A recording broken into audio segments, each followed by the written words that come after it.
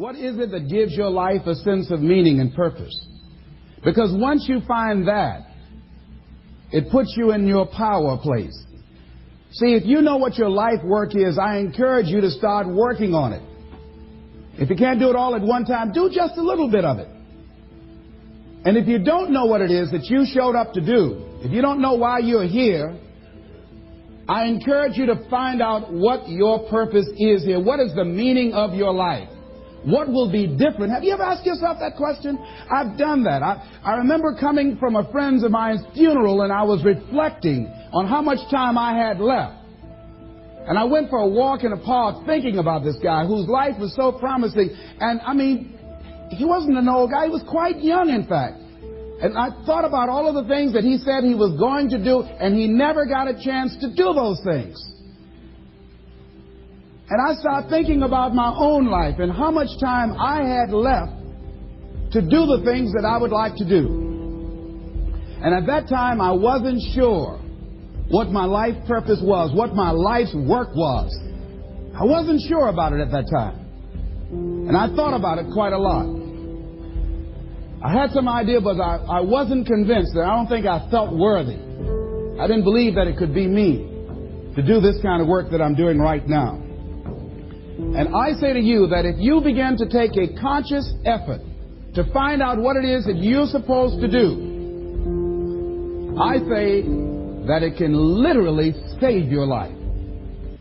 I said that it can literally save your life. 85% of the American public, according to recent studies, are going to jobs that they hate, working on jobs that do not challenge them. They get sick thinking about going. Because, see, when you go to a job and you already know how far you can go, you can already see that proverbial glass ceiling. See, when you're going someplace and you already know how much you're going to make, you already know how far you can go, you're in a dead-end position. It erodes your self-esteem. It lowers your sense of yourself. It creates some inner turmoil. It creates an emptiness in you. So I say that your life is worth finding what it is that you're supposed to do. And I'm not saying quit your job. I'm saying find it and do just a little bit of it. Just start working at it just a little bit. But do find out what your work is and hold on to it and don't let your dream go. Don't let it go. See, and here's something else I want you to begin to look at. Why is it that most people don't pursue their dreams or don't do better than what they're doing if they're capable of doing it? I think that many of us don't go the next step because we don't know what to do yet. And I say that the reason that we don't even explore the possibility of what to do is because subconsciously we don't believe that it can happen for us and we don't believe that we deserve it. So here's what I'm suggesting. How much time do you spend working on you? How much time do you spend every day working on your dream? In the last 90 days, how many books have you read?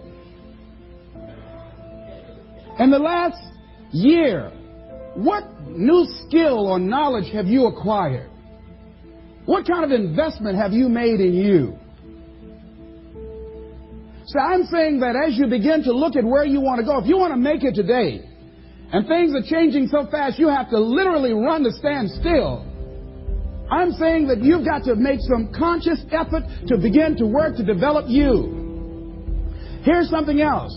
Most people are not living their dreams because of fear, ladies and gentlemen. Fear, limited vision, and lack of self-esteem is what keep most people doing things they don't want to do. The same reason that people stay in relationships where they're abused or they're unhappy or it's unfulfilling, they can't see themselves beyond that relationship. They can't see themselves enjoying life without that person. They think that this is all that they can do. The same reason that people get stuck at a certain level in life, they can't see things being better for them. And they think that this is it and this is all they deserve. This is all they've ever seen. It's been passed on to them. And they think that this is it for them. Oh, no.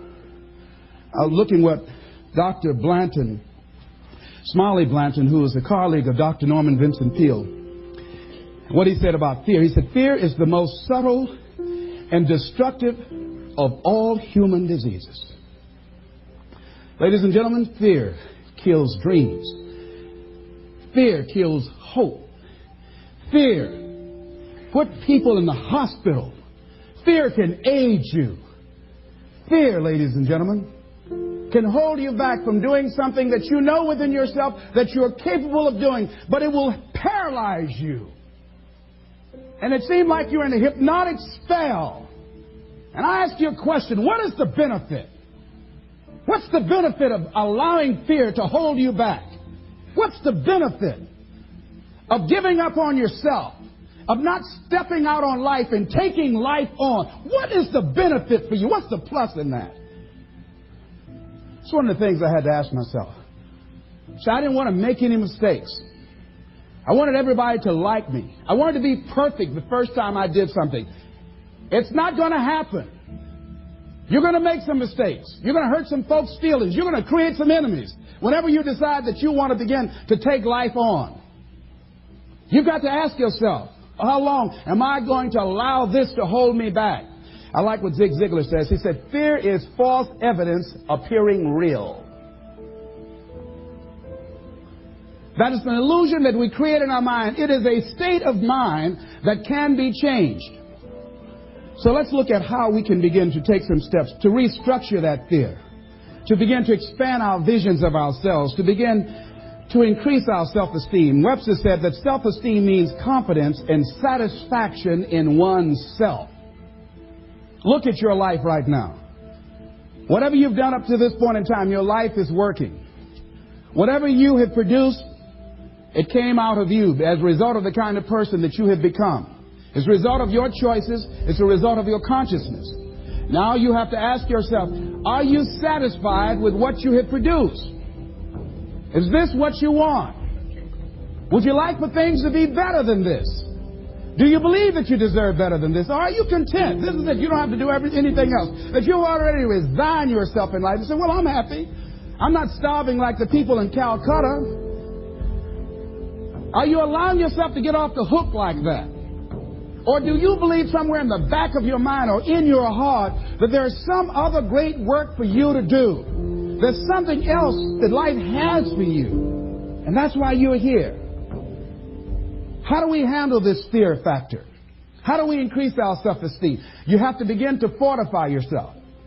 How do we do that? I believe that you have to begin to consciously monitor your inner conversation and start talking to yourself. Start building yourself up. Sometimes the only good things you will hear about you are the things that you say to you. So I'm saying learn to be your own booster. Start building yourself up. Start encouraging yourself. Start saying, I can do this. I can make this happen. When I started thinking about becoming a speaker, I said, yes, I can do this. I can make this happen. When I start trying to convince myself I can be a businessman after flopping and failing and losing thousands of dollars and feeling stupid and dumb and having people take advantage of me because of what I didn't know.